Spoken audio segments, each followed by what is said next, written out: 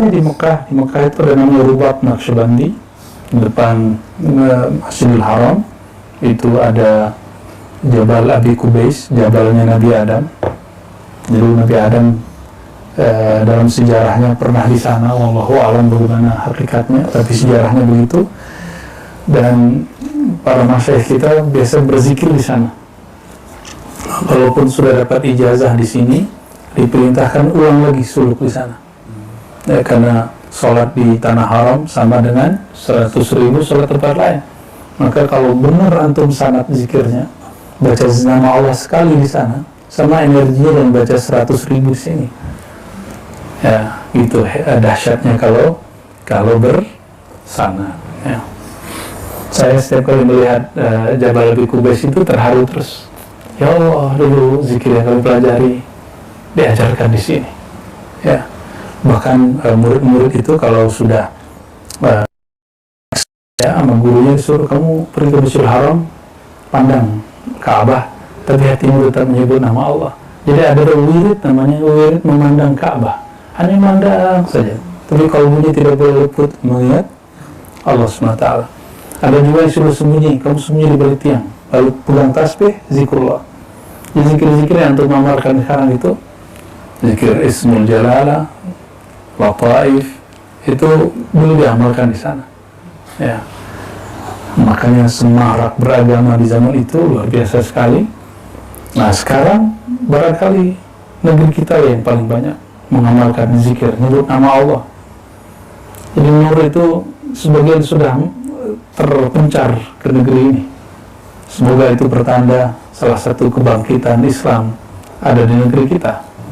Kita tidak usah besar-besar mulut takbir, tapi kemudian hatinya kosong. Ya. Kalau mau takbir, besarkan dulu Allah dalam kalbu, sehingga satu takbir menggetarkan satu negeri. Ya, malu kita takbir tapi hati penuh kebencian, berarti kita sedang membenci, sedang membesarkan kebencian, bukan membesarkan Allah. Allah tanpa kita besarkan tetap besar nggak? Tanpa antum bertakbir, Allah tetap besar nggak? Tanpa kita sholat, apakah Allah masih Tuhan? Masih, ya. Nah, Imam Abu Ali Al-Farmadi ini, beliau disebut dengan Syaikhus Syuyukh fi Khurasan.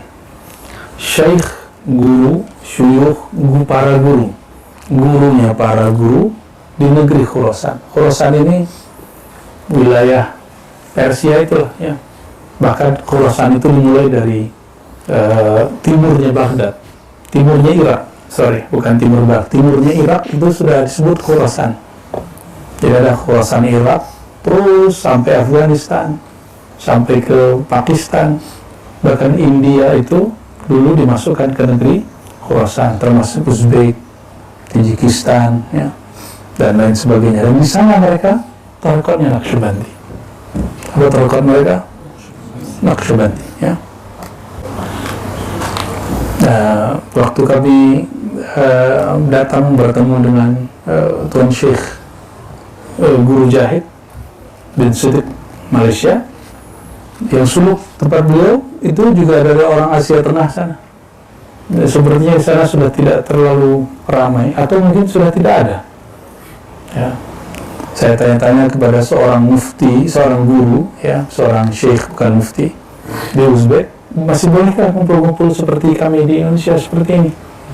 Kata dia tidak boleh.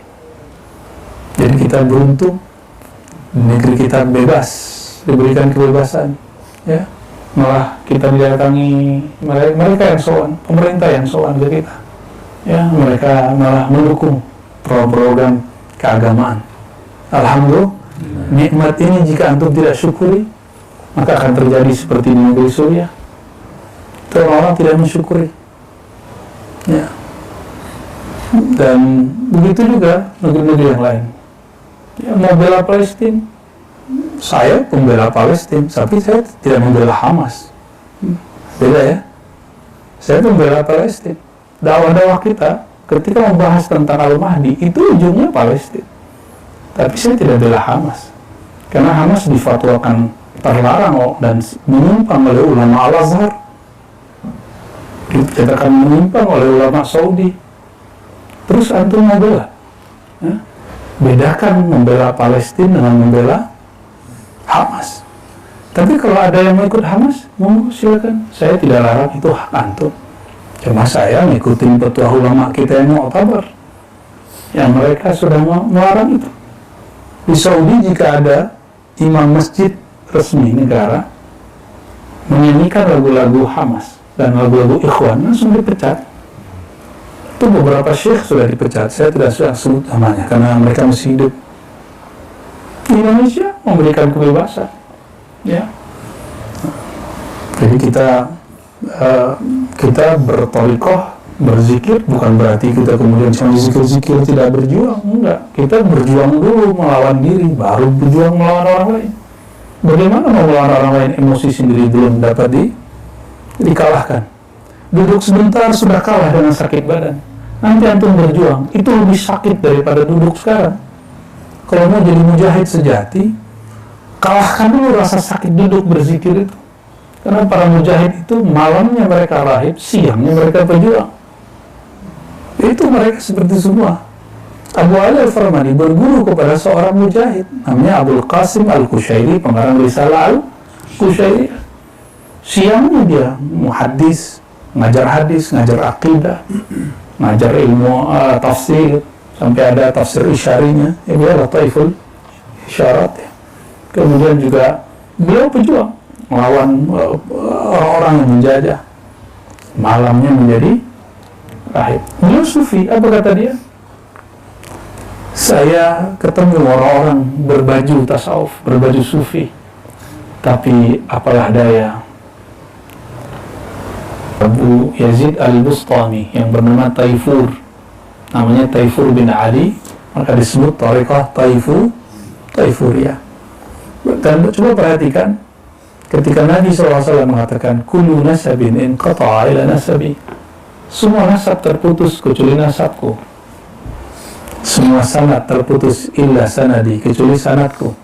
Maka tidak ada tariqah di muka bumi ini yang bertahan dengan kuat kecuali dia terhubung kepada zuriat Nabi SAW, ya, zuriat Nabi SAW. Dan Abu Ali Al-Farmadi terhubung kepada Abu Hasan Kharqani, beliau dari Abu Yazid Al-Bustami, Abu Yazid kepada Ahlul Bait. Tapi bukan Ahlul Bait Syiah, Ahlul Baitnya Ahlus Sunnah, ya.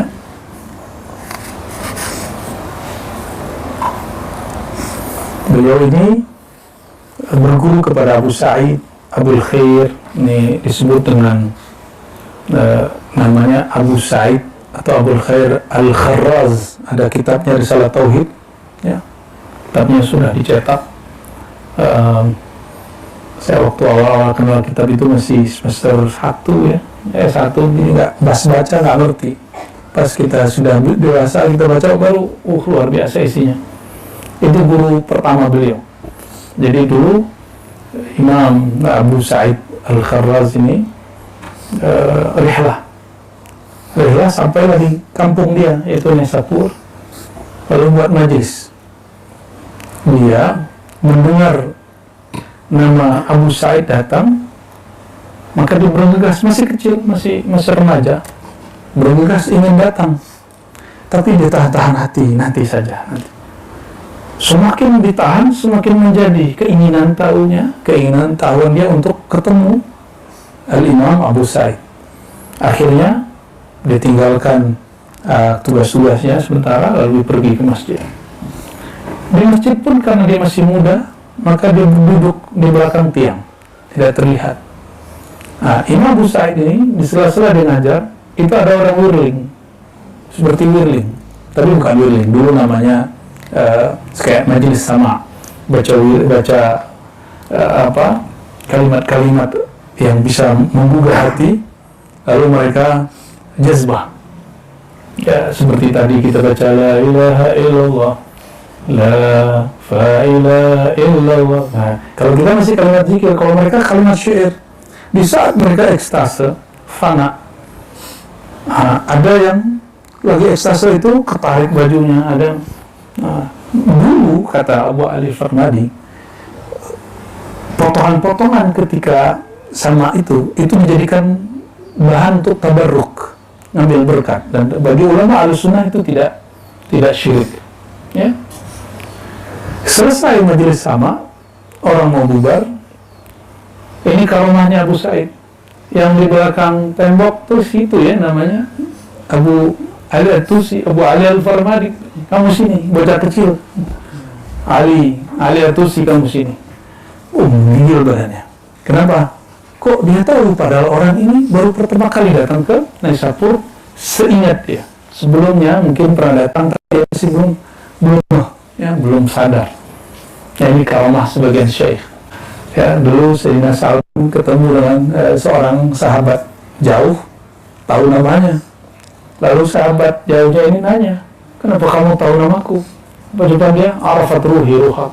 Ruhku kenal kamu di alam sono. Ya, kebetulan mungkin nama rohani sama dengan nama fisiknya. Wallahu a'lam bissawab. Nah, itu usul ma'rifatu asma. Itu salah satu basic mengetahui ilmu mengenai nama-nama ruhani. Ya, dari kalangan sahabat sudah ada yang mengatakan itu. Ya, ya kalau ada orang nggak menerima ya nggak apa-apa. Ya, di halaqah kita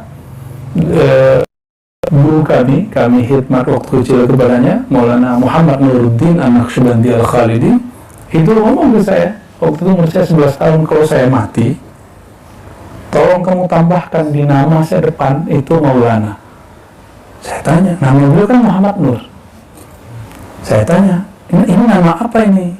Saya panggil dulu Atu, Datuk, bukan Atu Umipin ya. Ini nama apa tuh? Ini nama dikasih baginda Rasulullah SAW. Kapan ke Madinah? Belum pernah haji dan umrah. Berceritalah beliau mengenai pengalaman zikirnya. Allah pertemukan rohaninya Sayyidina Nabi SAW. Lalu sekiranya ada Abu Bakar, Umar, Utsman, Ali. Indahnya bukan harus panggil Muhammad Nur. Anta Maulana Muhammad Nur. Kamu sekarang bernama Maulana Muhammad Nur. Bahkan belum meninggal beliau, saya sudah tulis di catatan saya namanya Maulana. Ya, kenapa beliau bilang nanti kalau sudah meninggal itu adab aja. Adab beliau pada dirinya. Tapi adab kita sebagai murid langsung kita tambahkan Maulana. Jadi Maulana itu ada yang diberikan murid kepada guru, ada yang diberikan sang maha guru untuk umatnya, Nabi Muhammad SAW. Itu yang disebut gelar-gelar rohani, nama-nama rohani. Kalau orang nggak percaya nggak apa-apa juga. Di thariqah kita biasa.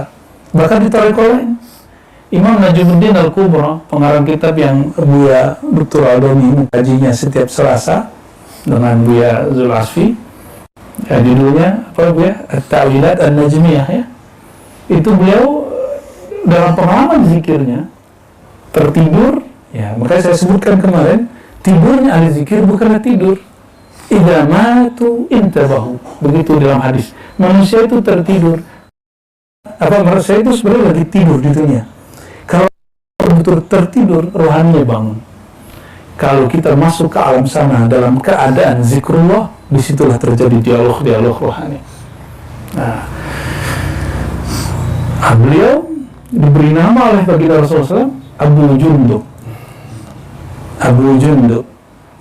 Gelap nama itu. Nah, kata beliau, Samani Nabi SAW Abu Jundub. Pada jaraknya dengan Nabi 6 abad. Nabi SAW menamakan aku Abu Jundub. Saya bertemu dengan seorang yang unik di satu negeri. Dia menyebut nama Sidi Syekh Abdul Qadir Jilani dengan 100 nama. Dan satu nama di Fatihain. Lalu kita ketemu juga Guru Jaro di Banjar, ya. Dan Guru Jaro dia punya mursyid rifaiyah, jadi tarekat itu banyak kalau di Naqsyaband. Salah satu wakil talqinnya Ba'anom, meninggal Ba'anom, dia kemudian berkelana lah cari tarekat. Salah satu tarekat yang diambil tarekat rifaiyah yang kita biasa bacakan juga dalam silsilah, ya, dalam tawasul kita. Syekh Rifai itu namanya juga ratusan dan terus, dan mereka buat, jadi ada nama Asmaul Husna dibingkai, Asmaul Nabi dibingkai, mereka juga bingkai Asma Al-Qutub Al-Ghaus Ahmad Al-Rifai, nama-namanya. Dan nama itu banyak. Jadi satu antum itu ada namanya banyak.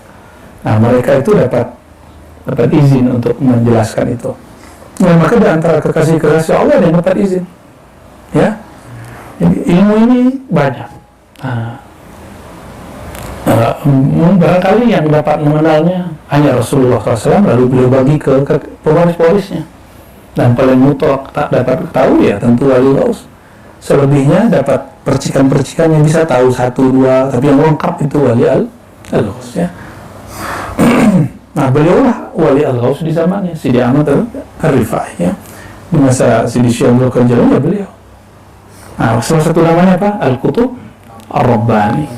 Ada Al-Ghaus As-Samadani. Nah, itu gelar, dan gelar itu bukan dibuat-buat sendiri. Jadi jangan sembarangan buat flyer Ustadz Kiai Al-Qutub Al-Ghaus. Kutub kupret kali. Jangan sembarangan. Kita nggak sembarangan begitu. Itu yang angkat Allah melalui Rasulullah SAW, melalui malaikat-malaikatnya, atau melalui wali-wali. Ya. Nah, Imam Abu Ali Al-Farmadi, pendek cerita, dia melihat Abu Sa'id menjelaskan tentang kolbu, tentang akhlak, bertambah cinta dia kepada Taifah Sufiyah, kelompok Sufi ini.